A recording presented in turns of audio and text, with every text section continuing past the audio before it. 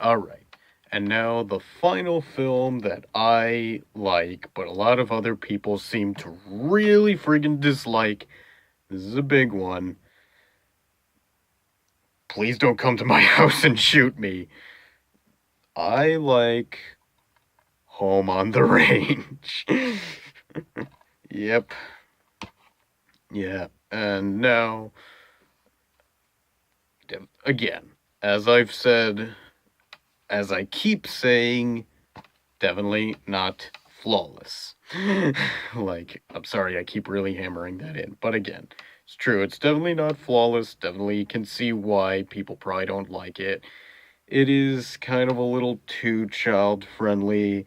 And funny thing is, like, I think one of the reasons why when I was younger and I kind of actually was kind of drawn to this was that the peculiar thing is that, like, all the films, all the other hand drawn animated films that, of course, everybody just friggin' loves with a passion, like, of course, the ever so famous, like, Little Mermaid, Beauty and the Beast, Aladdin, Lion King, Mulan, Hunchback of Notre Dame, even Pocahontas, even though Pocahontas and Hunchback were made during the downfall of Disney animation, but like people, I'm sure do like it a lot more so now. Anyhow, the coincidence about all those films they all had was that they all have G ratings, and those were all the films that not just the children liked, but the adults did too. And now this film, I'm not sure if many people know this. Home on the Range, the film said to, of course, be so bad that it killed hand drawn animation in general. Like, and also what's declared to be like the most childish of all, the most child friendly of all the hand drawn Disney animated films. What's peculiar about it is, of course, PG rating. Again, not sure if you can see it very well. And no, again, as I've said, like, I understand why people don't like it. It is a little childish and, like, it's definitely not one of Disney's best. And even the villain is a little, like, it's a little stupid. But, anyhow, but what I do like about about the film is, well, Roseanne Barr. I mean, she's probably just great in everything, but but well, I do like her. She had some funny lines, and Judi Dench is like, yeah, she plays that snobby, stick in the mud British woman. Like, yeah, you've seen that before, but she's not she doesn't sleepwalk through it or phone it in. She still does it. I think she still does it well. And also Jennifer Tilly has some funny moments. Cuba Gooding Jr. is probably kind of over the top, probably a little too over the top, but he also I think kind of has some funny moments. And even Randy Quaid as like the villain, also again as so unsubtle as and goofy as he is, even he is kind of an enjoyable villain. Like, he's definitely no Scar or Frollo or Gaston, but he's it's still, at least for me, somewhat enjoyable. The villain song's kind of catchy. Like, I also do like the songs in this, like especially like even the intro song, like out in the land where the wind are tough as cactus. Out in the land where the wild, wild west was won. Dun, dun, dun. Out in the land of the desperado. If you're soft as an avocado, yee-haw, you're guacamole son. Yeah. And also even um the little patch of heaven way out west song. Love that song.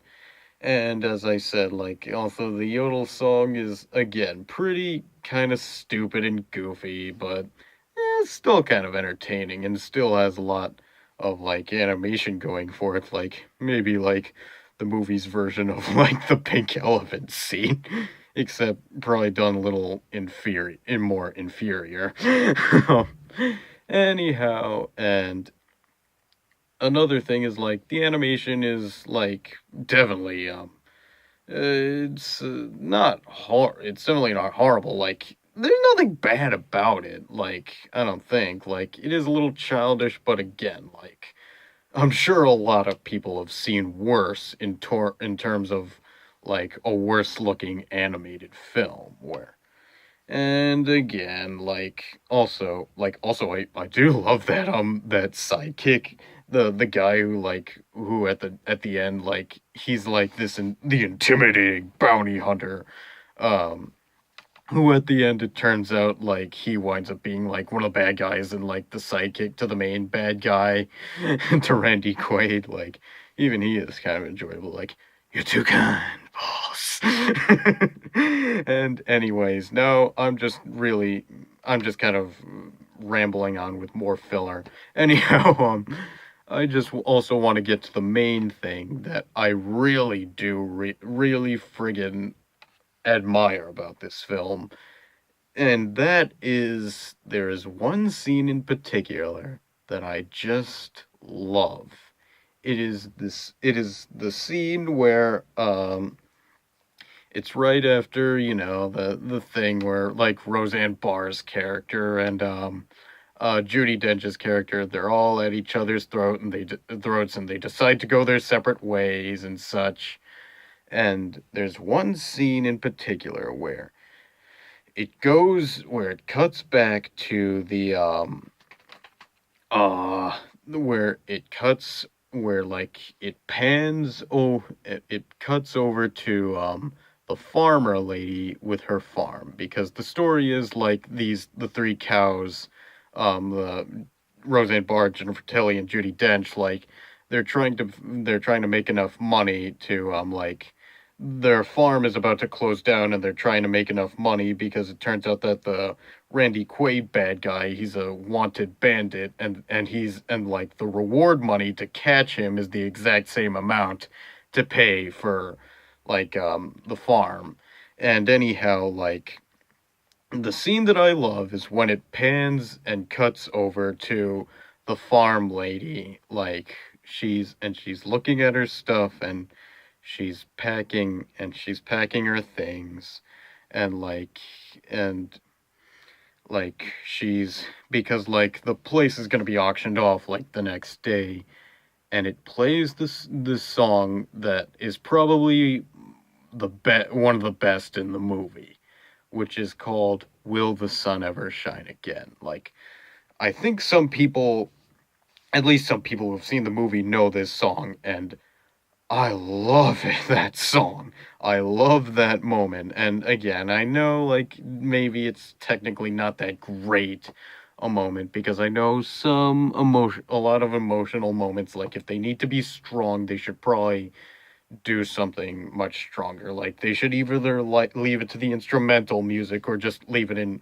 complete silence. But man, like the way this singer, I think it's Bonnie Raitt. Bonnie Raitt is her name, is the singer's name. The way she sings it, she really puts a lot of effort into it. Like you really feel the sadness of this song, and like even for maybe like the silliest scenario and probably like the not that much meant to be taken seriously of moments, like it really seems more depressing than you'd probably think it would be, than it probably should be. And actually, I think I and heard somewhere that that Alan Menken, when he was writing the song, he was actually taking into account the feelings that people were feeling they when 9/11 happened. That's kind of interesting, but but yeah, like I might be a little overrating it by saying this, but that's probably one of my favorite emotional moments in any Disney animated film, or maybe even just any Disney film. Like for me, that's definitely worth the price of admission. Like if you don't like it, again, I'm sure I can understand, but but if you are interested and you don't think you'd really hate it, and you do want to maybe take what I say, like you do kind of want to take into account what I'm saying, then I think it might not be that bad. You might not have a horrible time. Again, a little cheesy, a little more for the kids than the adults, but I still enjoyed it, and I think I'll still have one or two more views of it in the future. Anyways, that's about all I have, at least for the films that I could think about that I like, but a lot of other people don't seem to like. Now, if there's now, like, as most people, like, again, as most of the vloggers that do this sort of, that do these kinds of videos do, like, again, Doug Walker, Phantom Strider, if there are any, excuse me, sorry. Like, if there are any movies that you dislike or that but other people do like, or any movies that you like but other people dislike, then go on and dislike or like that film. It's fine. It's okay. Because like if you told someone like maybe why you dislike something others like, or why you like something others dislike, like maybe the people you're explaining it to could, like, they could learn something about you, or if they're telling you about the same thing, you could learn about them, like, and you can learn something about the person. And I'm sure, as you've probably thought, these are probably some strange films that you're learning that I actually like. So anyhow, like, maybe leave in the comments below, like, maybe some films that you like but other people dislike, or as always, maybe some films that you dislike but other people like. Again, like, there's nothing wrong with liking something everybody dislikes or disliking something everybody else likes. Like, it's your opinion, and what matters, and what I'm sure matters most to anybody, is how well you explain why you like or dislike that film. Anyhow, that's all about it. That's all I got. Thank you for watching. Take care.